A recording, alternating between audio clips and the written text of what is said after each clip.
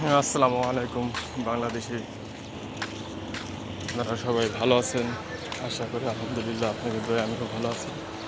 দেখেন, কম্বোডিয়া আসলে কাজ আছে, কিন্তু ভাই এ দেশের একটা পরিস্থিতি এত দুর্বল হয়ে গেছে। আপনার সরকার এরকমভাবে আইন কানুন করছে যে তাদের সমস্যা। এখানে মনে করেন সব কিছুই আছে, আপনার ক্যাচেনো আর আপনার ক্যাচেনো বুঝছেন, এই যে বড় বড় বিল্ডিংয়ে দেখছেন এই যে স্ক্যামার করে, এই ক্যাচেনো আর স্ক্যামার এই জিনিসটা মনে করেন অবৈধ কাজ।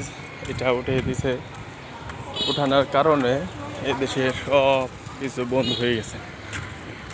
এমনকি এইসব কাজের বড় বড় লিডার থাকে চায়নারা দেশে চলে গেছে, তাদেরও কোনো কাজ নাই, কোনো কিছু নাই। তারা এই দেশে থাকবে কিসের জন্য? এই বিল্ডিংটা দেখছেন, এই বিল্ডিং 45 তলা হবে।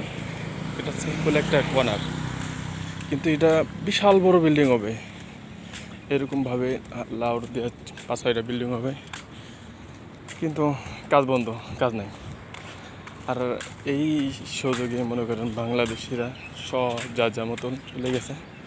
কারণ বাংলাদেশে মানুষ কম, আসলে আরও যাইতেছে বাংলাদেশে। সবাই দোয়া করেন, আমিও দোয়া করি আল্লাহর কাছে যে যারা বাংলাদেশ থেকে এই জায়গায় আছে কাজের উদ্দেশ্য, কাজের